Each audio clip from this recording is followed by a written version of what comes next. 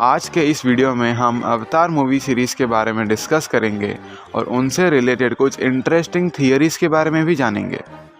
हाँ, मुझे पता है कि अवतार मूवीज़ अपने स्टोरी के लिए नहीं बल्कि अपने विजुअल एक्सपीरियंस के लिए जानी जाती है। इस वीडियो में हम अवतार 1 और अवतार 2 की स्टोरी में किन किन फेमस स्क्रीन प्ले राइटिंग और स्टोरी राइटिंग के टेक्निक्स किस तरह से यूज़ किए गए हैं, हम इस टॉपिक पर बात करेंगे। तो लेट्स स्टार्ट विद अवतार 1। अवतार 1 की कहानी मेन कैरेक्टर जेक सुली के कैरेक्टर से शुरू होती है। उसका एक जुड़वा भाई होता है जो कि बहुत अच्छा साइंटिस्ट रहता है, बट अनफॉर्चुनेटली उसकी मौत हो जाती है और उसकी जगह उसके डिसेबल्ड भाई को मिशन पे ले जाया जाता है। But let us consider what if अगर जेक का भाई मरा ही नहीं होता तो उस कंडीशन में बहुत ही ज़्यादा चांसेस थे कि जेक का ट्विन ब्रदर ह्यूमंस का ही साथ देता, क्योंकि पार्ट 1 में हमें बताया जाता है कि इस रिसर्च में उसने अपनी ज़िंदगी के बहुत इम्पोर्टेंट साल दिए हैं और मेहनत की है, और वैसे भी उसके पास सब कुछ था। उसके पास अपना एक भाई था, फ्रेंड्स थे और माइट भी एक फैमिली होगी अर्थ पे। तो बहुत ज़्यादा हाई चांसेस थे कि वो उधर ह्यूमंस के साथ लड़ाई कर नहीं रहता नावी पीपल के साथ, क्योंकि उसके खुद की फैमिली, फ्रेंड्स एक्सेट्रा थे अर्थ पर। वहीं दूसरी ओर जेक के पास कोई नहीं था अपना, ना ही उसके फ्रेंड्स थे और ना ही उसका भाई बचा था।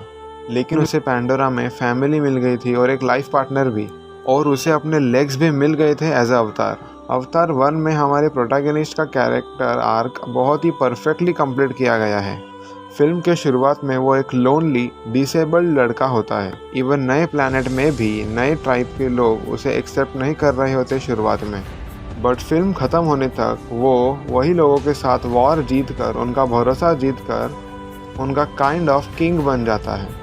इस कैरेक्टर के ओपनिंग सीन में ही लेग से डिसेबल्ड होने के बावजूद उसे एक कॉन्फिडेंट और ज़िद्दी लड़का दिखाया गया था।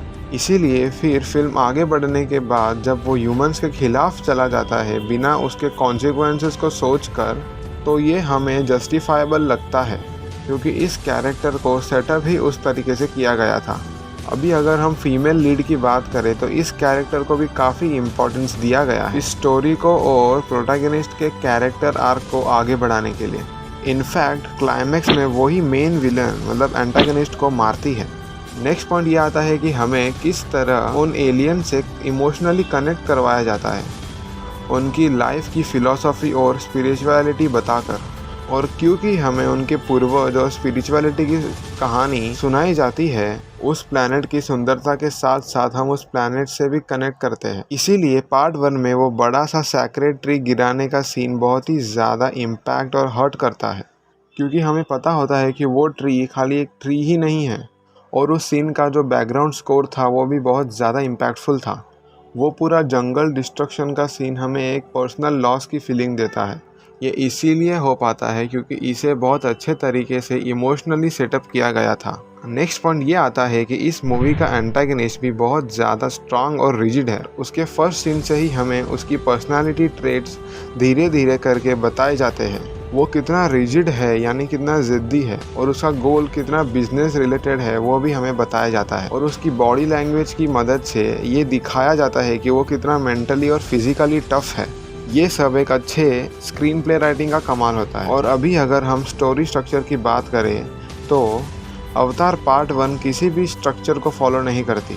ये अपनी वर्ल्ड बिल्डिंग पर ज़्यादा फोकस करती है।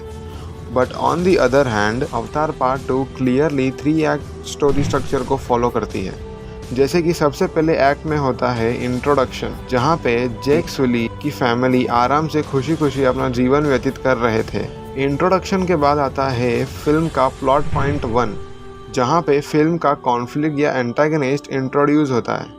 इसके बाद चालू होता है फिल्म का सेकंड एक्ट, जहाँ पर हमारे मेन कैरेक्टर चैलेंजेस फेस करता है, जो उसके एक्ट 1 में सेटअप किए गए गोल को चैलेंज करता है। जैसे कि इंट्रोडक्शन में हमें बताया जाता है कि जेक अपने फैमिली के साथ बहुत ही सेफ और खुश था, बट कॉन्फ्लिक्ट मतलब एंटागनिस्ट आने के बाद उसकी फैमिली बहुत ही ज़्यादा डेंजर में चली गई। ये होता है जब जेक के बच्चे पकड़े जाते हैं कॉलोनेल के पास और वो उन्हें जैसे तैसे बचाकर फॉरेस्ट को छोड़कर सी पीपल के पास चला जाता है अपनी फैमिली को सेफ रखने। फिर वो वहाँ के तौर तरीके सीखता है। ये सब पार्ट आता है middle part of the story में। फिर इस मिडिल पार्ट के बाद आता है प्लॉट पॉइंट 2, जहाँ पर मेन कैरेक्टर अपने बहुत ही करीबी चीज को खो देता है। जैसे कि यहाँ पे सली का एल्डर सन को हम मरते हुए देखते हैं। ये पॉइंट हमारे कैरेक्टर का सबसे लोवेस्ट पॉइंट रहता है।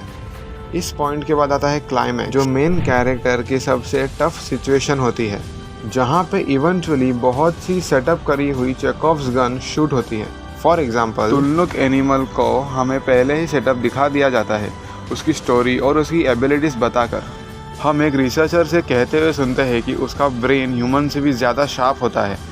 ये चेकॉव्स गन मूवी के फर्स्ट हाफ में ही सेटअप कर दिया गया है और ये क्लाइमैक्स के बहुत ही इम्पॉर्टेंट पार्ट में शूट या तो यूज़ होता है जब हमारे मेन कैरेक्टर्स ऑलमोस्ट हारने वाले होते हैं। दूसरा चेकॉव्स गन ये है कि ग्रेस की बेटी को पहले से ही नेचर से कनेक्टेड बताया जाता है। वो नेचर को आराम से मैनिपुलेट कर पाती है। इन पावर्स को भी वो कैरेक्टर ने क्लाइमैक्स में यूज़ किया है। ये दोनों चेकॉव्स गन मूवी में बहुत ही ज़्यादा स्मार्टली प्लेस्ड किए गए थे। क्लाइमैक्स के बाद आता है मूवी का रेजोल्यूशन पार्ट। इस पार्ट में हम फिल्म के सबसे ज़्यादा सेटिस्फाइंग मोमेंट्स देखते हैं। ये आता है जब सी पीपल सली के फैमिली को अपना समझकर वहीं रहने को कहते हैं। रेजोल्यूशन खाली वो पार्ट ही नहीं होता जहाँ सब सॉल्व हो जाए।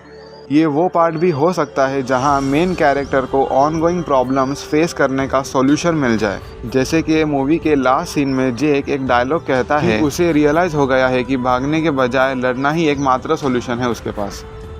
अभी अगर इस मूवी से रिलेटेड कुछ थियरीज़ की बात करें तो पहला थियरी आता है स्पाइडर के कैरेक्टर का।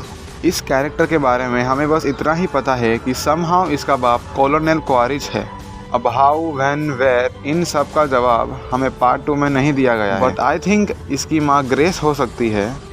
इसी से रिलेटेड सेकंड थियरी ये है कि कीरी का कैरेक्टर भी ग्रेस की बेटी है। तो हो सकता है कि इसीलिए हमें देखने मिलता है कि कीरी बहुत स्ट्रेस्ड रहती है जब ह्यूमन स्पाइडर को अपने साथ ले जाते हैं। हो सकता है कि उसे पता नहीं है कि वो उसका भाई है या स्टेप ब्रदर है, बट उसे कुछ कनेक्शन तो ज़रूर फील होता है। यह हमें देखने मिलता है पार्ट 2 में। थियरी नंबर 3 यह है कि कीरी के कैरेक्टर का बाप कौन है। ये थियरी मेरी नहीं है, मैंने कहीं इंटरनेट पर पढ़ा था कि शायद से ग्रेस की और मदर नेचर की डॉटर है।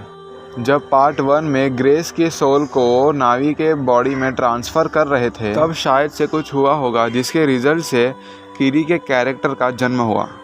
देखो ये सब तो थियरीज़ है। थियरीज़ का मतलब ही ये होता है कि ये सच नहीं है, बट हो सकता है कि फ्यूचर आने वाले पार्ट्स में ये सच हो। हम एज अ ऑडियंस खाली गेस ही कर सकते हैं कि कौन सी थियरी सही है और कौन सी गलत हो सकती है। तो आज का वीडियो हम इन थियरीज़ के साथ ख़त्म करते हैं। अगर आपको वीडियो अच्छा लगा होगा तो लाइक, शेयर एंड सब्सक्राइब ज़रूर कर देना। Thank you.